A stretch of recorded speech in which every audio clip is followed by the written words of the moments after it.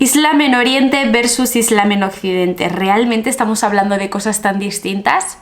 Si te interesa aprender sobre el Islam, sobre su praxis, su historia y su patrimonio, sígueme. Mi nombre es Aisha Fernández, soy arqueóloga, antropóloga y musulmana conversa. Y mi objetivo es tratar de divulgar ese conocimiento de la forma más concisa y más clara posible para que sea más fácil entender el mensaje y sus implicaciones.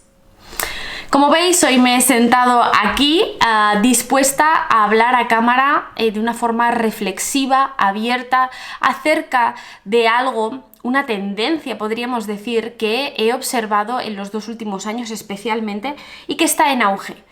Me resulta especialmente preocupante porque el trasfondo que hay detrás de estos argumentos creo que no nos hace ningún bien, al contrario, nos dividen. Y estoy hablando de esa idea de el Islam en Oriente como algo bueno, positivo, incluso idílico, ¿no? La práctica perfecta, frente al Islam en Occidente, totalmente desviado, tergiversado y sesgado. He escuchado por parte de algunos musulmanes esta idea de que en Occidente no es posible practicar un buen Islam, mientras que los buenos referentes siempre los debemos buscar en Oriente. El problema de este discurso es que se polariza, es que se divide, se crea un sesgo y una línea que separa totalmente la práctica islámica que se da en una parte del mundo y en otra, cuando partimos de la idea de que el mensaje del Islam es universal. Como sabéis, de la teoría a la práctica hay un trecho, y es verdad que en la mayoría de países no se practica el Islam de la misma forma, pero aún así no considero que un lugar sea mejor que otro, al contrario, creo que simplemente estamos hablando de que cada lugar tiene sus ventajas y desventajas y ni es mejor en Oriente ni es mejor en Occidente. Así que esto es lo primero que quería aclarar, porque hay muchas personas que incluso pueden llegar a tener conflictos de identidad al sentirse de una parte del mundo y querer formar parte de la otra parte del mundo, ¿no? Me he encontrado sobre todo con mujeres latinas que al hacerse musulmanas visualizan esa idea de ir a vivir a Egipto, a Marruecos, a Túnez, ¿no?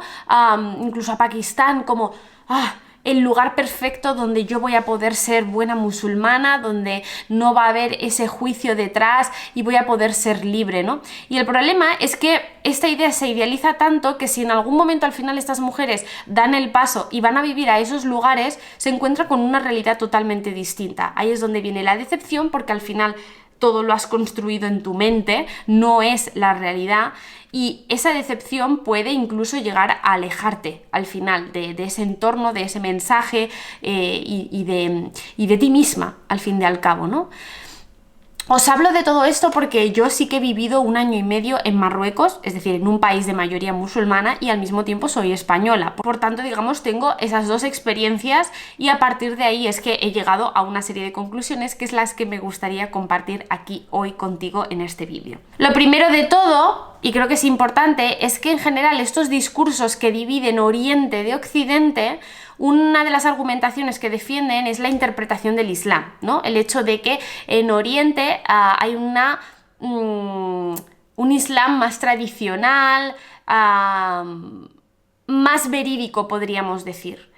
Pero muchas veces lo tradicional no es sinónimo de verídico, y mucho menos de real. Es decir, depende mucho de los contactos que tengas, de las personas de conocimiento. Hay una infinidad de factores que hay que tener en cuenta a la hora de aprender el Islam que no tienen que ver con el país. Es decir, en todos lados, sea Marruecos, sea España, sea Francia, sea Egipto, hay una serie de ideologías que han tenido una mayor o menor influencia sobre la población musulmana, y eso también se traduce en la interpretación que se hace del Islam, el hecho de que sea un Islam más conservador, más ortodoxo, o predominantemente sufí, o incluso pues los chiitas, ¿no? Sabéis que, por ejemplo, la región donde más predomina el chiismo es en Irán, ¿no? En la antigua Persia, la zona de la antigua Persia, pero concretamente en Irán.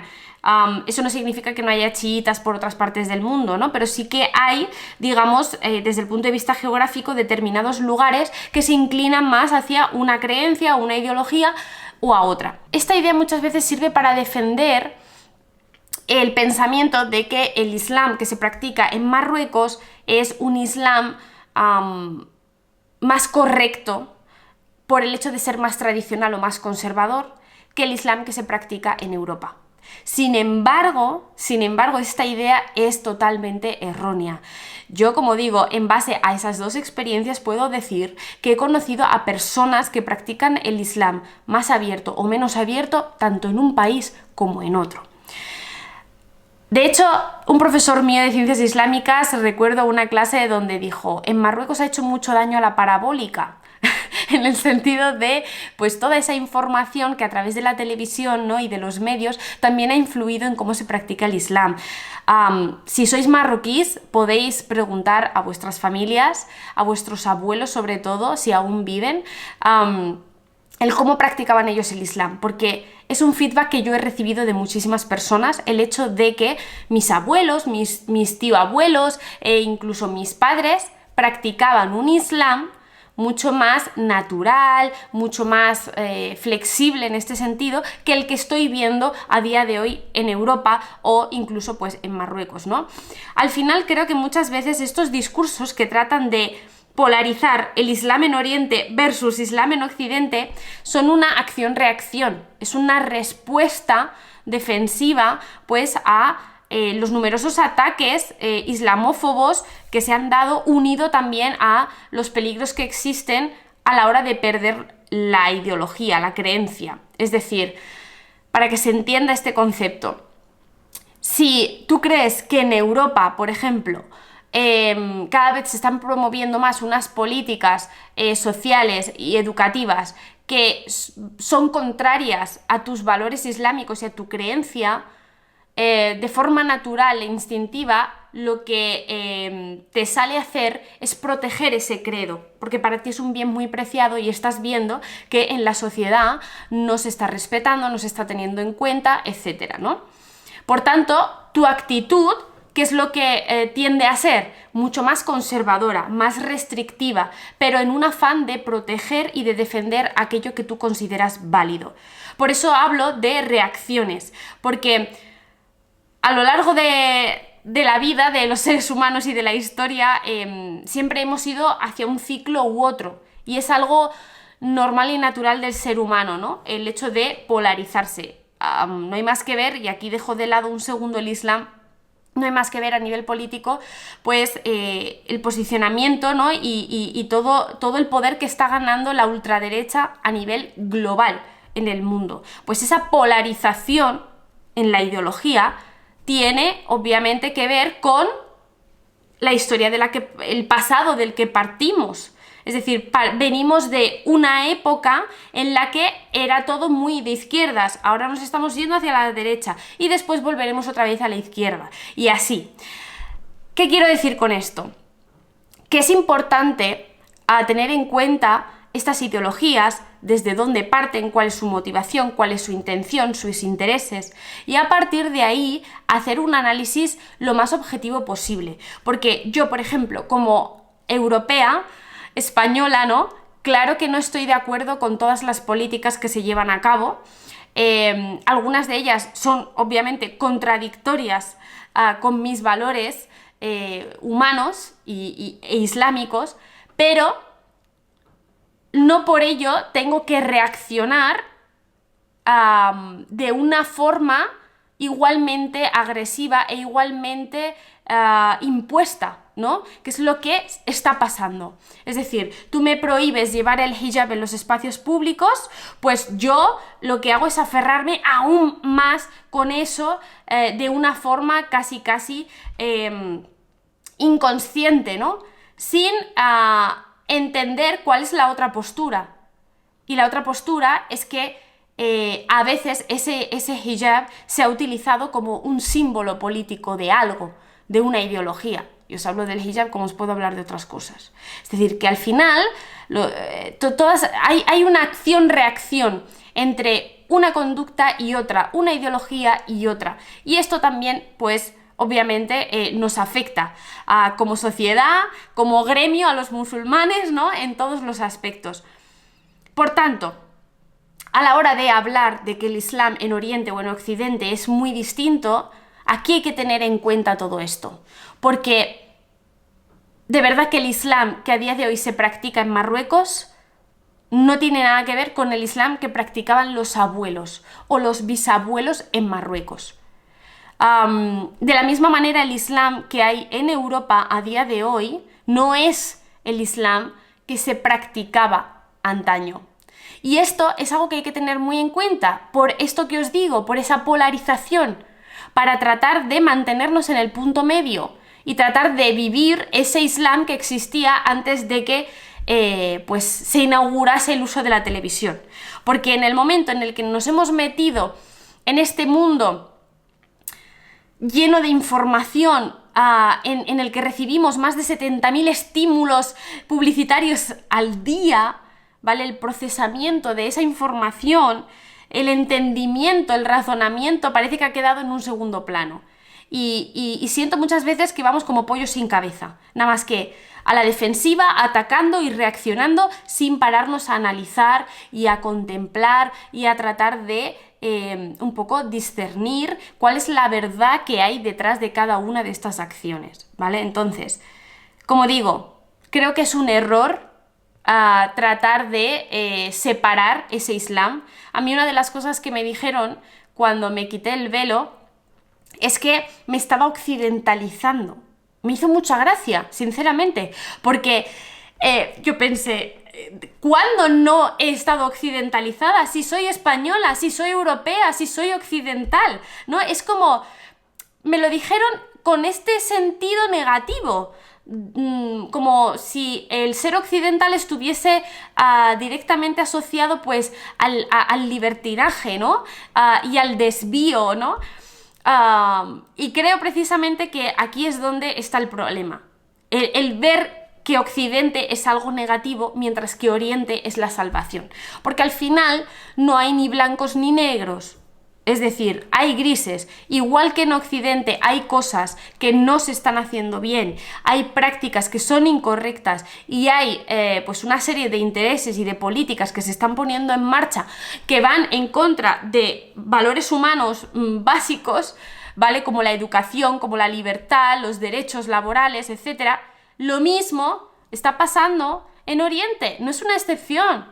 Y en Oriente también se está cada vez restringiendo más ese Islam, ¿no? Se está promoviendo una práctica mucho más ortodoxa, pero no en el buen sentido de que sea tradicional, de que sea moderada. No. Cuando hablo de ortodoxia me refiero precisamente a esa práctica extrema del Islam que muchas veces está condicionada por una serie de interpretaciones que han hecho algunas personas. Es decir, que casi que se pierde de vista el mensaje, lo que es la base del Islam, ¿no? Y es un tipo de práctica que está basada en la apariencia externa, ¿no? Lo que llamo yo el coleccionar los mashallah. Gente que colecciona mashallahs, ¿no? Es decir, es todo muy lo que yo aparento ser de musulmán, pero luego que queda de fondo, ¿no?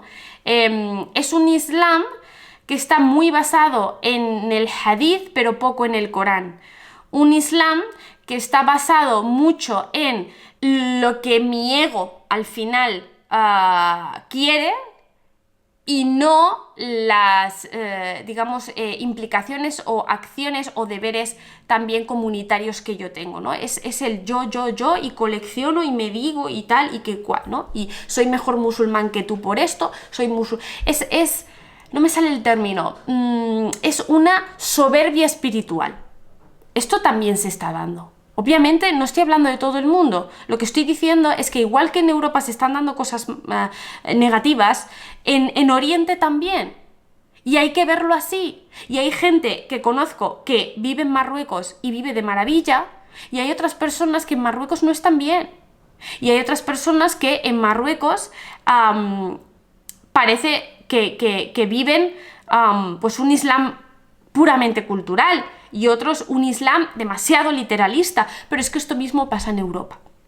Así que esta es la primera idea, el hecho de esa interpretación religiosa y esa ideología no es en sí un binomio, no es en sí algo contrario, que es lo que muchas veces se promueve, ¿no? Esta idea de bueno contra mal. Luego, otro de los puntos importantes que también quería plasmar en este vídeo es el tema de la influencia que tiene la cultura y la sociedad en esa práctica del Islam. Que esto también es otro de los argumentos que existen a la hora de decir de que Europa no es un buen lugar, o Occidente no es un buen lugar, ¿no?, para practicar el Islam, porque hay mucha influencia, hay mucha presión social, el tipo de cultura que hay aquí también favorece el desvío, ¿no? Esta es un poco la idea que se defiende. Pero vuelvo a lo mismo. Y podría dar muchísimos ejemplos durante todo el tiempo que estuve viviendo en Marruecos de esas prácticas culturales, que no religiosas, que están tan estrechamente asociadas al Islam que casi que forman parte de él, ¿no? O sea, popularmente hay muchas cosas que la gente practica y tiene como integradas como parte de la religión, que son cuestiones culturales. Hay esa influencia de la cultura en la práctica islámica, pero igual que la hay en Oriente, también la tenemos aquí en Occidente. Yo no digo que no, o sea, en ningún momento estoy negando el hecho de que aquí en Europa pues hay una presión social, con una serie de estándares, ¿no? Hay ataques islamófobos y al final una serie de condicionantes que influyen en tu práctica, pero lo que quiero decir es que la dificultad que tú tienes como musulmán practicante la vas a tener en unos ámbitos aquí en Europa y en otros ámbitos en Oriente. Yo cuando digo Oriente me refiero a países de mayoría musulmana. Es un poco esta idea de no creas que porque vayas a estar en un país de mayoría musulmana vas a practicar un Islam más correcto. Es más, yo he conocido a musulmanes, y aquí me incluyo, que hemos sido capaces de seguir con nuestras prácticas en el día a día en Europa, en Occidente, sin que eso suponga mayor conflicto. Hay situaciones que hay que trabajar, hay situaciones que hay que solventar, partiendo de la idea de que la vida no es fácil y de que hay que aprender un poco a aceptar esa realidad y a sobrepasarla, ¿no? De alguna manera, a trascenderla. Pero es eso, trato de derribar un poco este concepto de que todo lo oriental es bonito y maravilloso y todo lo occidental es malo y negativo, porque no es así. Y claro que hay claro que hay presión por parte de la cultura y de la sociedad, pero por igual, en Oriente y en Occidente.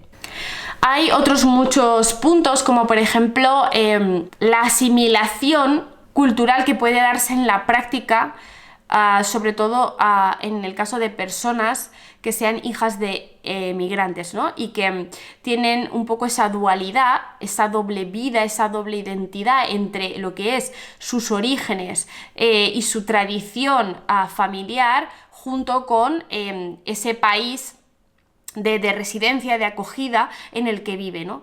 Esto, igual que a los conversos nos ocurre que tenemos muchas veces crisis de identidad porque hay un proceso de cambio y un proceso de transformación y de cuestionamiento, también se da en el caso de los hijos de migrantes o migrantes, ¿no? Y esto claramente también en un momento dado puede influir sobre todo en ciertas edades, ¿no? Como por ejemplo en la adolescencia, en la que estás como encontrándote, pero parece que todo el mundo quiere tirar de ti, ¿no? Por un lado, en tu casa tienes a tus padres que te recuerdan que tú eres marroquí, por poner el ejemplo, ¿no? Y que tus orígenes son esos, que tu cultura es esa, que tu idioma es ese, ¿no? Y tal. Y luego cuando sales de casa tienes casi que otro nombre, ¿no? Tus amistades son otras, en el trabajo es todo de otra manera. Bueno, en el caso del adolescente, salvo que no trabaje trabajillos de estos de verano, pero ocurre igual, en el colegio, ¿no? Y esas amistades que sí que van de fiesta o que sí que quedan para tomar algo, ¿no? Y ese conflicto entre participo o no participo en esto, qué dice mi religión, cómo lo practico, etcétera, ¿no? O sea que hay muchos factores que también influyen, pero es que vuelvo a lo mismo, no penséis que esas influencias no se dan también en Oriente, porque es que vamos, o sea, como si ahora la gente que viviese en países de mayoría musulmana fuesen santos. Allí también la gente fuma, allí también la gente bebe, allí también la gente tiene relaciones sexuales, allí también la gente va a discotecas. Es decir, al final,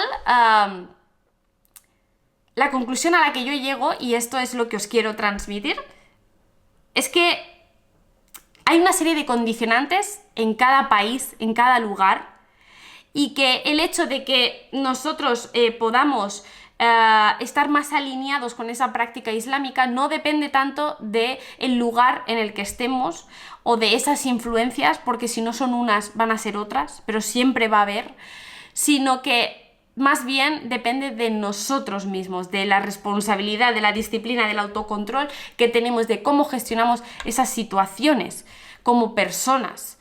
Y a partir de ahí es que se define el cómo también nos relacionamos con la sociedad, lo que permitimos y lo que no, los límites que establecemos, el orgullo que sentimos por quienes somos, las identidades que abrazamos y que tenemos, ¿no? Por tanto, esta idea de que Oriente es súper positivo y Occidente no es correcta.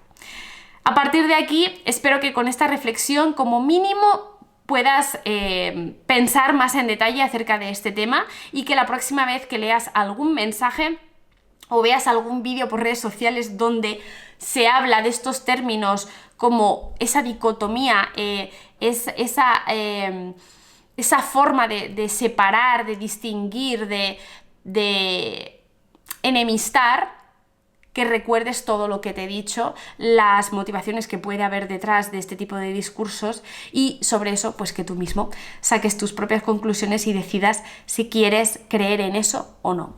Al final son cajas mentales y tú decides si te encasillan o, por el contrario, prefieres tener una mayor apertura que te dé facilidad a la hora de vivir en este mundo. Porque lo que está claro es que la situación no va a cambiar ni porque tú o yo salgamos a la calle con un estandarte a defender nuestras ideas. Estamos hablando de cosas, de ideologías y de movimientos muchísimo más grandes al final. Por tanto, si no puedes cambiar la realidad, empieza por aceptarla y a partir de ahí analízala y coge aquello que te sea útil para tu propia transformación. Nada más, termino este vídeo simplemente diciéndote que ahora durante el mes de septiembre voy a hacer un evento exclusivo de 3 días privado. Únicamente vas a necesitar para registrarte poner tu email, pondré toda la información en la cajita y lo dejaré como comentario fijo para que podáis verlo sin problema, y durante esos 3 días vamos a hablar acerca de la fiabilidad de las fuentes, ¿no? De esa información que recibimos del Islam para saber si, si hay veracidad detrás de esos argumentos, de esas palabras o no, o estamos al final ante un mensaje que puede ser salafista, que puede ser patriarcal, que puede ser cultural, ¿no? Así que si te interesa en cuestión todo este tema de la ideología, de las fuentes islámicas y quieres poder ganar esa claridad y ese foco a la hora de identificar cuáles son los medios más seguros, digamos, o veraces a la hora de aprender sobre el Islam, tienes toda la información adjunta en la cajita de información. Nada más.